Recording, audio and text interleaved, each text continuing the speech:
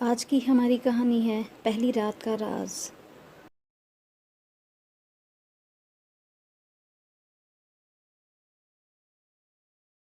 आज मेरी शादी होने वाली थी, वह भी कई मन्नतों और मुरादों के बाद।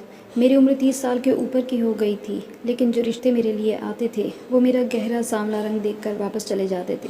लेकिन भला हो इस मोबाइल फ़ोन का, जिसकी वजह से आज मेरी पसंद की शादी होने जा रही थी। मेरी बस इतनी ही गलती थी कि मैंने लड़के को अपनी फ़ोटो फ़िल्टर लगाकर दिखाई थी। शादी के बाद मेरी भाभी कमरे में आई और मुस्कुराकर कहने लगी, पार्लर वाली के हाथ में तो जादू है, कैसा रंग रूप निखार के रख दिया है तुम्हारा। बस लीना, कोशिश करना कि तुम्हें पसीना ना आए, नहीं तो ये चमक धमक सारे पसीने में धुल जाएगी और तुम्हारा असली रंग देखकर तुम्हारे पतिदेव डर जाएंगे। मैंने उनके बात को ज़्यादा गंभीरता से नहीं लिया था, इसलिए विदा होकर पति के साथ चली गई। मैं शादी की रात दुल्हन के रूप में बैठी थी कि अचानक लाइट चली गई और मुझे भाभी की बात भी याद आ गई, जिसने कहा था कि किसी भी हाल में पसीना ना आने देना, नहीं तो तेरा इतना महंगा मेकअप उतर जाएगा और तेरा पति काला चेहरा देखकर डर जाएगा। इसलिए मैं तुरंत बाथरूम में घुस गई ताकि लाइट आने के तुरंत बाद मेकअप ठीक करके ही बाहर निकलूं। थोड़ी देर बाद लाइट आ गई और जैसे ही मैं बाहर आई तो पति को देखते ही मेरी जान निकल गई, क्योंकि वो तो एक। Hello everyone, welcome back to a new story. आइए देखते हैं आगे स्टोरी में क्या है। ये बात कुछ दिनों पहले की है, जब मेरे लिए आने वाला हर रिश्ता मेरा रंग देखकर ही उठकर चला जाता था। हम 3 बहनों में मेरा रंग सबसे सांवला था। हालांकि मेरे चेहरे की बनावट बहुत सुंदर थी और मैं सुडौल शरीर की मालिक थी, बस एक रंग से ही मात खाती थी। और हमारे समाज में सांवले रंग में मुझ जैसी लड़कियों का हर गुण, यहाँ तक कि उच्च शिक्षा भी छुप जाती है। सामने वाले को न हमारी शालीनता दिखाई देती है और न हमारी सुंदरता, बस दिखाई देता है तो सिर्फ हमारा गहरा सांवला रंग। मेरे लिए आने वाले रिश्ते मेरे सामने ही मेरे माता पिता को कहने लगते, ये लड़की तो बहुत ही काली है। हाँ, अगर छोटी बेटी की शादी करानी है तो बता दीजिएगा। शुरू शुरू में तो मेरी माँ ऐसे लोगों को भला बुरा कहने लगती, कैसे मुंह उठा के दूसरे की बच्चियों में कमियां निकाल के चले जाते हैं। ज़रा सी भी शर्म नहीं आती कि लड़की पर क्या गुजरती होगी, या फिर उसके माता पिता ये सब कैसे सुनते और सहते होंगे। कितना बुरा लगता है ना, जब आप किसी के सामने खुद को सजा के इसलिए बैठ जाओ कि शायद आप उसे पसंद आ जाएं और वो आपके सामने ही आपकी छोटी बहन को पसंद कर जाए। उस समय दिल का जो दर्द होता है वो किसी पीड़ा से कम नहीं होता। जैसे मैं बहुत गिरी हुई चीज़ हूँ, किसी दूसरे को आपसे ज़्यादा महत्व नहीं दिया जाना चाहिए ना। न जाने ये बात रिश्ते वालों को क्यों समझ में नहीं आती। मेरी छोटी बहनें भी शादी की उम्र की हो गई थी, इसलिए मेरी माँ अब उनके रिश्तों के बारे में सोचने लगी जो मेरी बहनों को पसंद करके जाते। एक के बाद एक मेरे दोनों बहनों की शादी हो गई और मेरे बड़े भाई की भी शादी हो गई। बस एक मैं ही रह गई थी। मैं जब भी खुद को आईने में देखती तो देखती कि अगर मैं एक सांवली रंगत को हटा दूं तो मुझ में और कोई बुराई नहीं है। लोगों को मेरे चेहरे पर सिर्फ काला ही रंग क्यों दिखाई देता है। पहले पहले तो मैंने रंग गोरा करने की कई क्रीमें भी लगाईं, लेकिन कोई ख़ास फ़र्क नहीं पड़ा। फिर मैंने पैसे इकट्ठे किए और एक अच्छे और महंगे पार्लर से वाइटनिंग फेशियल भी करवाया, लेकिन मुझ पर हर तरकीब नाकाम ही हो गई थी। अब जैसे जैसे मेरी उम्र बढ़ने लगी तो आने वाले रिश्ते भी बदलने लगे। पहले लोग मुझ में एक ही कमी देखते थे और वो था मेरा सांवला रंग, लेकिन अब मेरी कमियों में बढ़ावा होने लगा था। मेरी दूसरी कमी मेरी बढ़ती उम्र थी, जिसमें मेरा कोई कसूर नहीं था, क्योंकि अगर मेरा रिश्ता सही वक्त पर हो जाता और लोग मेरी रंगत के बजाय मेरी दूसरी खूबियाँ देख लेते तो मेरी शादी भी हो चुकी होती। मेरे लिए अब तलाकशुदा के रिश्ते आने लगे थे, या फिर उन सज्जनों के जिनकी पत्नी का देहांत हो गया होता और उनके 1 या 2 बच्चे होते। लेकिन हाय रे मेरी किस्मत, मैं उन्हें भी पसंद न आ सकी। इसलिए अब तो मुझे खुद से नफरत सी होने लगी थी। मैं खुद को आईने में देखती तो दिल चाहता कि अपना चेहरा नोच लूँ, जो आज तक किसी को पसंद नहीं आ सका। मैं अब बहुत उदास और गुमसुम सी रहने लगी थी। मेरे स्वभाव में चिड़चिड़ापन आने लगा था। जब मेरी छोटी बहनें अपने पतियों और छोटे बच्चों के साथ मायके आती थी तो मैं अपने कमरे में खुद को बंद कर लेती और उनके पतियों के सामने भी नहीं जाती थी कि मुझे देखकर कहीं वो मेरा मजाक न उड़ा दें कि हमारी माँ इस काली को हमारे लिए पसंद करने आई थी। मैं बहुत नकारात्मक सोचने लगी थी। दूसरी ओर मेरी माँ मेरा रिश्ता ना होने की वजह से बहुत बीमार रहने लगी थी। उनकी भगवान में पूजा भी बढ़ने लगी थी। वो मुझसे कहती, लीना ये 21 दिन का पूजा पाठ है, इसमें एक दिन का भी अंतर मत करना। मैंने सुना है जिसने ये पूजा पाठ किया है 21 दिन में उसका रिश्ता तय हो गया है।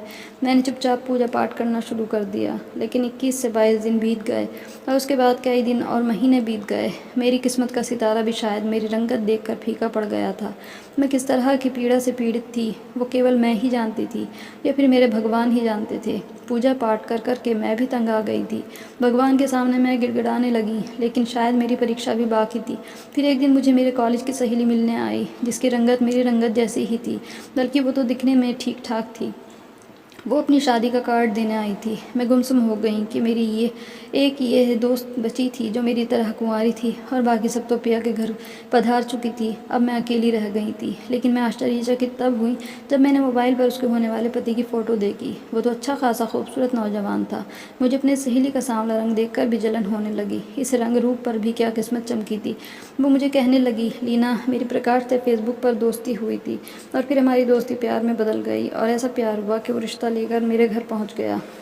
मैंने हैरानी से अपनी सहेली की तरफ देखा और फिर पूछा, तुमने प्रकाश भाई को अपनी तस्वीर दिखाई थी? वो कहने लगी, हाँ।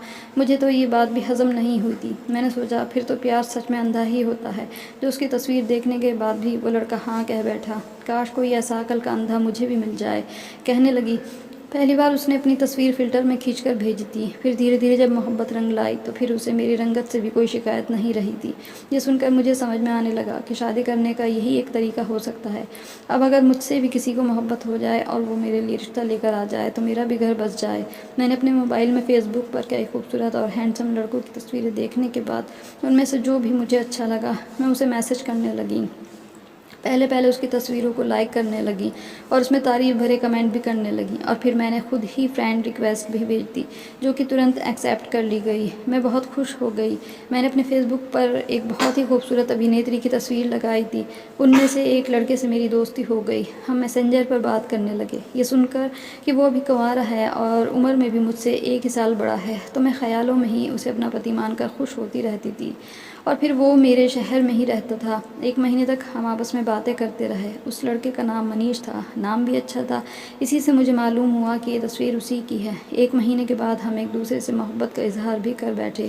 पहली बार मनीष ने मुझसे मेरी तस्वीर मांगी तो मैंने ये कहते हुए मना कर दिया कि मैं उस तरह की लड़की नहीं हूँ। मैं बहुत सीधी सादी लड़की हूँ। अगर मेरी तस्वीर कहीं वायरल हो गई तो ये बहुत बुरी बात हो जाएगी। मनीष ने कहा कि वो मुझे पसंद करने लगा है और वो मेरे बारे में गंभीरता से सोचने लगा है, इसलिए मुझे देखना चाहता है।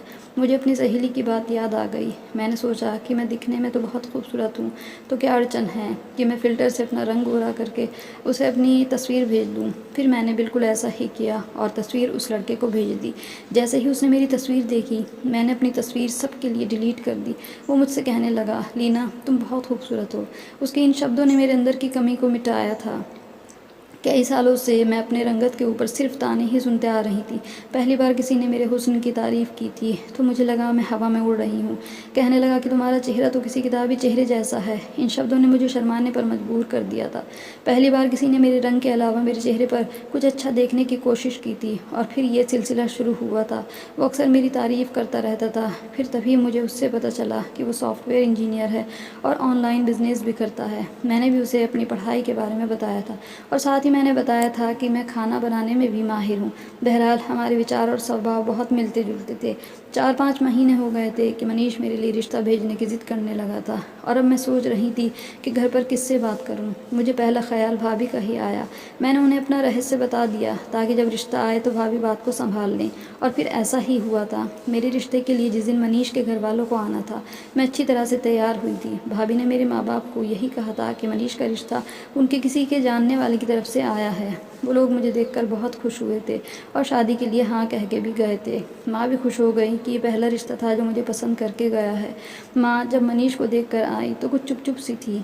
मैंने भाभी से पूछा कि उन्हें मनीष कैसा लगा। कहने लगी, दिखने में तो हैंडसम है। अब तुमने मोहब्बत की है तो जाहिर है कि सोच समझ कर ही की होगी। तुम फिक्र मत करो और मिठाई खाओ। 1 महीने बाद मेरी शादी भी हो गई। लाइट ना होने की वजह से जब मैं वॉशरूम में गई थी और फिर लाइट आते ही अपना मेकअप ठीक करके बाहर आई तो मनीष बेड पर ही बैठा हुआ था। वो दिखने में बिल्कुल वैसा